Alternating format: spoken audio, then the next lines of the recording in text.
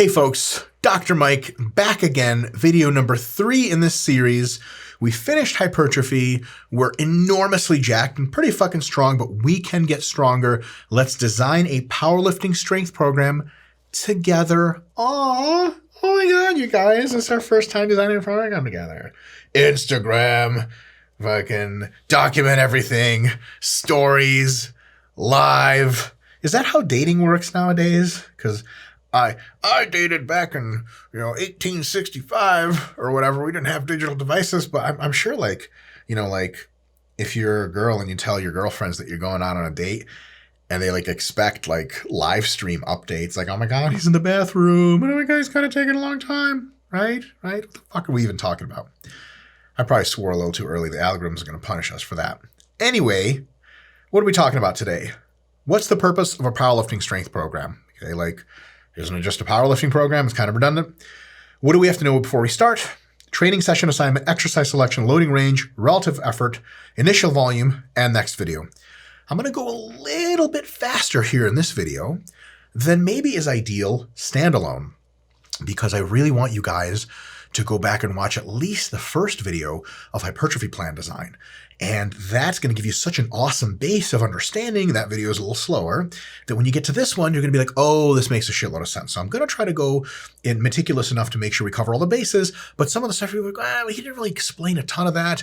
If you watch the hypertrophy video, which you should, to get a full understanding of a powerlifting macro cycle, that's going to fill in a ton of the blanks for you. All right. So what is the purpose of a powerlifting strength program?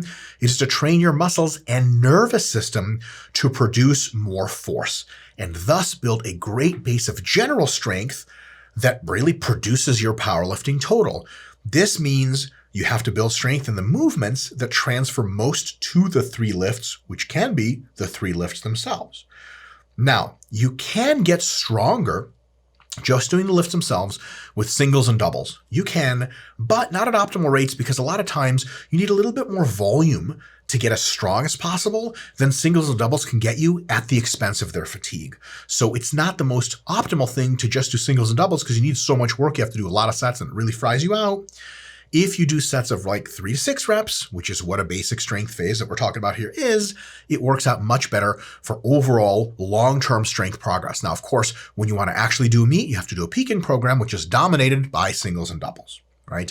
Once you've notably gained that strength and you're ready to transition and actually compete, then you can do a peaking program to show that strength off. We'll talk about that in later videos. All right. What do we have to know before we start? Well, how many days a week we can train, which we covered in the hypertrophy video earlier in the series. What movements and lifts you want to bring up. It can be all of them, or it can be some. You can bring up your bench and your squat and your deadlift, or all 3, so on and so forth. And of course, the best exercises for each muscle/movement group.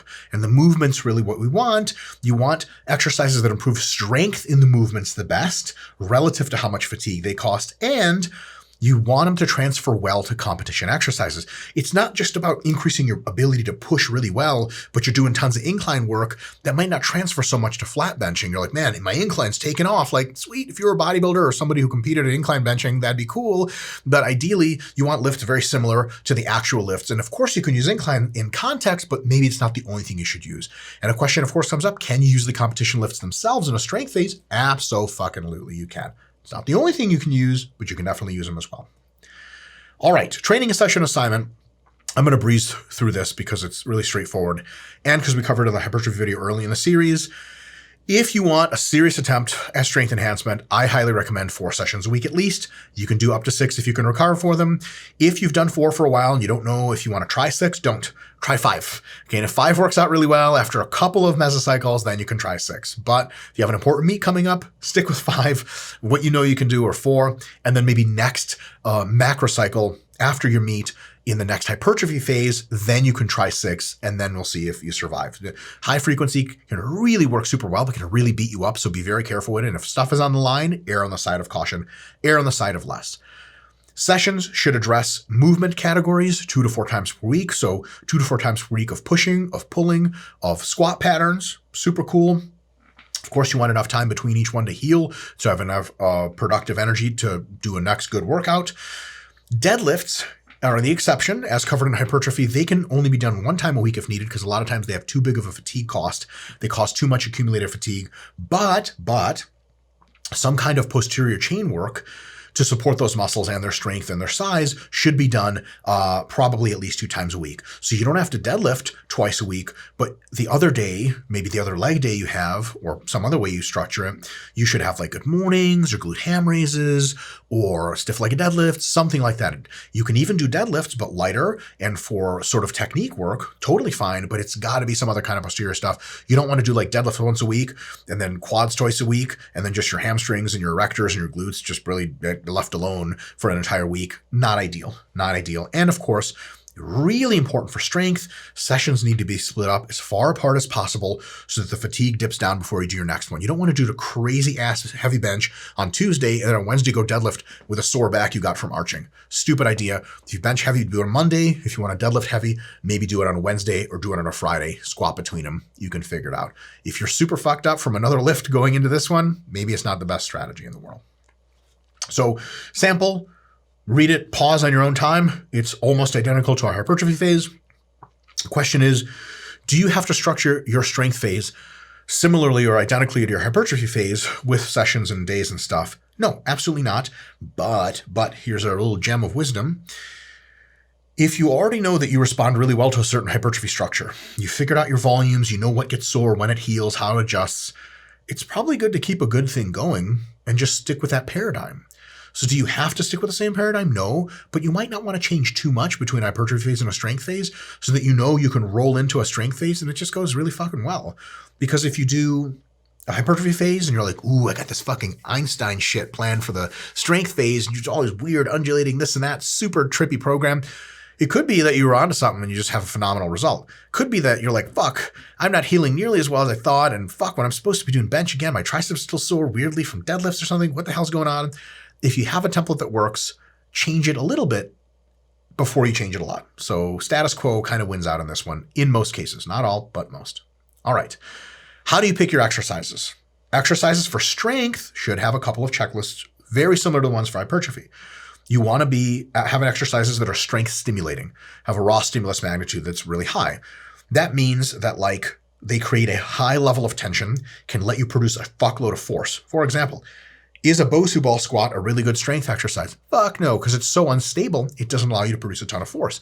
Now here's the real kicker. That critique extends a little bit to some other movements. A lot of times dips with extra weight attached, they're a little unstable and they don't allow you to produce maximum force because you're not that stable and it's not the best strength exercise. Close grip benching or JM presses are a better way to get stronger triceps, not bigger, usually than dips are because of that instability. What about dumbbell work? Can you do dumbbell bench press like to get stronger for sets of 3 to 6? I mean, theoretically, you can, on rack and do set 3 to 6 with dumbbells, but because of that instability, dumbbells do not allow as much force production as a barbell. A barbell's super fucking stable compared to dumbbells. So here's where barbell movements really, really, really win out, and you want to have them as stable as possible. And this is where some movements like dips, dumbbells, and actually a funny one, front squat. Right? A front squat is a little bit unstable unless you're a real baller front squatter where you're just like a duck in water and super stable. Front squats are pretty good for hypertrophy work, especially in like 5 to 6, 7 rep range. It's not choking you yet. You're not out of breath. But as far as strength movement, man, you can usually produce much more force because you're more stable and more aligned in like a high bar squat. And it's almost all the same muscles producing it versus a front squat. So consider that whatever your most stable variants are, it's a good chance that they're your highest raw stimulus magnitude. And of course, conducive to heavier loading, sets of 3 to 6. Again, assistance work, which you will do here, I'll show you an example of, can be done in the 5 to 10 rep range, even as many as 12 reps. But generally speaking, you want to conducive to heavier loading. And that's another one where if you can't load something a lot, it's not going to be a great strength choice. Let's say you have dumbbells that go up to 100 pounds and you can do, the hundreds for sets of like 5 to 10. Are you going to choose the dumbbells for sets of 3 to 6? The fuck would, okay. But now your RPE is like 4, right? So it has to be a movement you can load, scale, and be stable enough with. Those are huge considerations. You have to be able to produce tons of force. And if you can't do that and you can't push yourself hard, it's probably not the right movement for you. Next should be a high transfer to powerlifting movements. If you get really strong in a leg press, sweet, But if you get really strong on a high bar squat, better. If you get really strong in a low bar squat, probably even better, right? So there's a scaling factor there, and you have to apply that. Compounds win out over isolation. Similar movement patterns as far as powerlifting moves are concerned. Here's another one.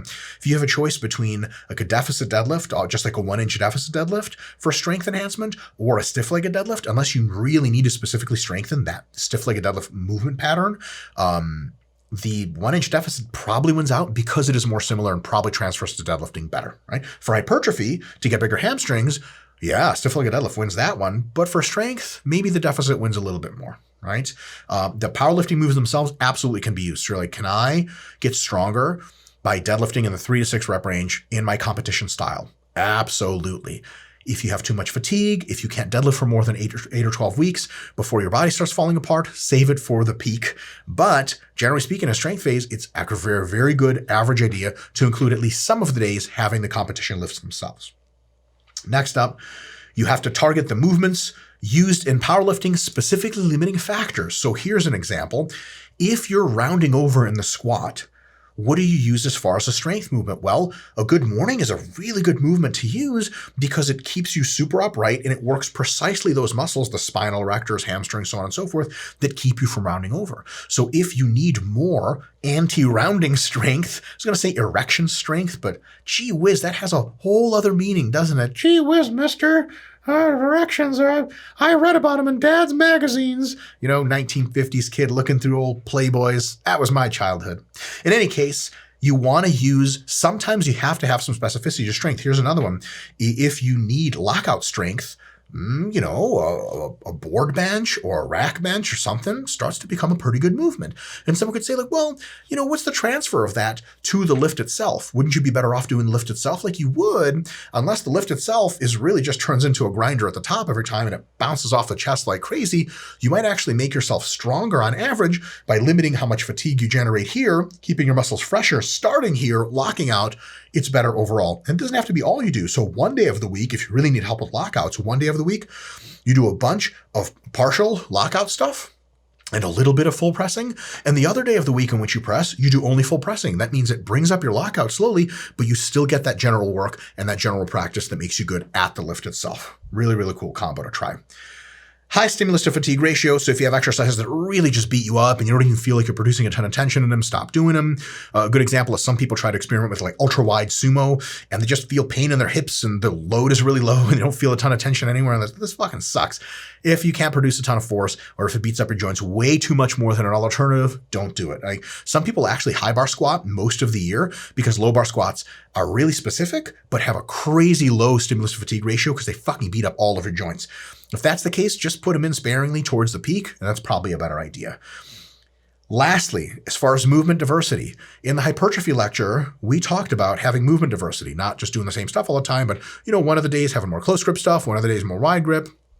In strength, you want a little bit of diversity, but you want most of that diversity to start coming from repetition ranges rather than coming from movement variations. So you may actually just pick one benching variation or a dominant one that you do both days. Same exercise, but on Monday you might do sets of 3 or 4, and on Friday or on Thursday or whatever, next time you bench, you might do sets of 5 to 6. Still variation, still DUP, bro, but it's now the exercise variation is lower. You can consolidate the actual stimuli to get you good at that very one thing. You say, well, what about all the variation stuff? That's for hypertrophy. Variation reduces as you get closer to peaking. When you're peaking, you'll have almost no variation at all. So in strength, we start to constrict things. Can you still do different exercises? Sure. Just make sure you're not doing so much that you're not getting very good at any one specific thing. And what specific thing is that? It's whatever transfers really well to the competition lift, including the competition lift itself. Good place to start, super easy, is the competition lifts themselves, right? So if you're like, fuck, what exercise do I pick that meets all these? Low bar squat, competition bench, whatever your deadlift setup is for competition. Start there, super simple. As you become more advanced, you may find better alternatives. But if you don't know, if you're more advanced, you probably know the answers to all these questions by now. So if you're a beginner, if you're an intermediate, you're trying this stuff for the first time, just start with lifts themselves, keep it simple. And you notice like, man, when I do high bar squats, shit just goes way better than when I do low bar. Then it's not the lifts themselves for you in the answer. Maybe in strength phase 1 of 2 strength phases, you can do high bar squats and then only do low bar squats in strength phase 2, so on and so forth. Example, some pauses in there, some competition stuff. You guys can check that out. Pause the video if you like. What about loading range? Well, basic strength is usually best engineered in the 3 to 6 rep range, okay? You can, in your assistance work, and you guys see some assistance exercises in there to support the muscles that aren't getting a ton of work from the core lifts, you can get up to 10 repetitions. That's totally fine, even 12 on occasion, but don't do that shit with the main moves. The main moves should be in the 3 to 6 rep range because your number one goal is increasing strength, right? And this is especially true, you can go into the high rep ranges if your stimulus to fatigue ratio is that much better. So if you're doing upright rows for shoulders, sets of 3 to 6, you're like, this is stupid, my shoulders hurt. If you do sets of 8, they feel way better and everything is groovy, then you're good to go, right? Of course, always, or almost always, never say never, Justin Bieber, you want to do your main moves first, your main competition moves, the ones that really make you strong in that 3 to 6 rep range. Assistance moves that are lighter, go later, right? Standard protocol. Example, with rep ranges filled in, you'll notice a little bit of DUP going on in there if you really pay attention, so go ahead and pause and figure that out. Relative effort. RPE is dominant in strength training because RIR doesn't really make any goddamn sense, okay? If you hit a set of 3 reps at 3 RIR, how the fuck is that really possible? Like, that means you could have hit 6 or something like that. And then it really gets quite confusing. So, the load disparities get really crazy. And, a hard triple and an easy triple might be the same reps in reserve, but the weight is really different between the two. RPE really is critical at this point to start using. So an RPE scale of 1 to 10, 7, 8, 9 is where you mostly train. 4 to 6 is where you deload.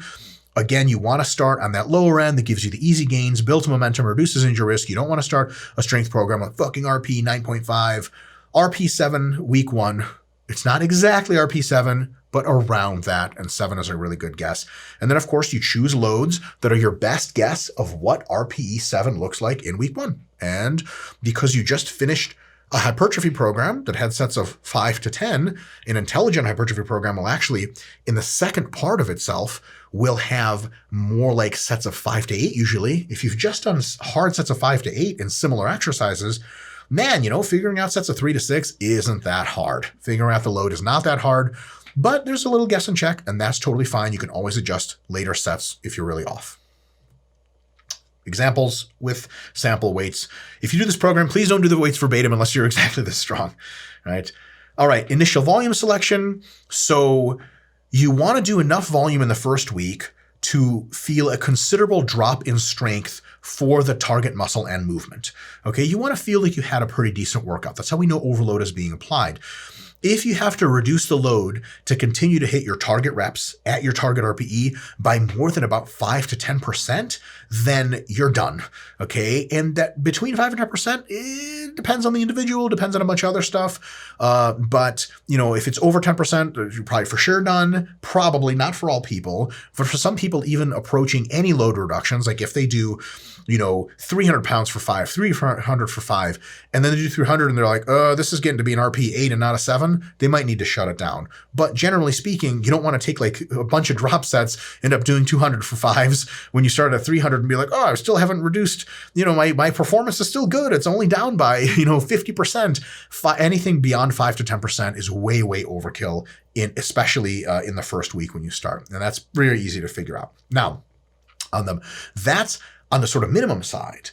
On the top side, you don't want to get super, super sore so that you're still sore when you're training next time. And you don't want to get so fatigued that your performance deteriorates where you can't have another good workout. So if Monday you squat and then Thursday you squat again, what you don't want is Monday to be so much shit that Thursday you're either still sore in the quads or your quads aren't sore, but you're weak and you don't feel like you can squat heavy and you don't hit these little mini PRs on which all of training is based. So my biggest recommendation is start on the lower end of volume. Start here, not there, so that if, you really push it, not hard enough and you're like, that workout was too easy, you can always make the next workouts harder. What you can't do is once you have a workout that's too hard, the extra fatigue is there, right? The extra fatigue, it's like pouring milk into a bowl or into a glass.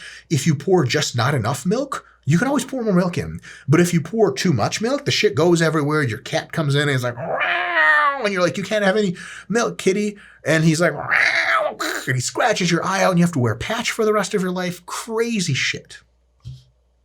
In any case, if you're in the real world and you're doing like sets of 5 and your last set of 5 that you did, you're not really sure, okay, target RP is 7, but you're like, ooh, was that set like a fucking 7 or an 8? That last one was a little tough. I think it was a 7, maybe it was an 8. Shut it down. Shut it down. First week, shut it down. In your last week, you can be like, fuck it, let's do another one. In your first week, be easy. That's absolutely the best idea. Right? You can always move up later if it's not enough. Example of initial volume selection. This is example only. Don't try this verbatim. You can try this verbatim. Just don't be stupid and follow all the landmarks what we talked about. Folks, that's it. You have all the tools to design your own strength program for powerlifting. Next week, we focus on executing, or I pronounced that weird, executing that program and progressing through it to make sure that you're adding load every week and actually going through the process of getting stronger. That is why the next week is going to be powerlifting progression. We'll see you for that next video. And a reminder, we have 2 videos left after that, peaking program design, peaking progression at the end of that process. You'll know like everything there is to know about powerlifting. You'll be Ed Cohn guaranteed after this next video. See you then.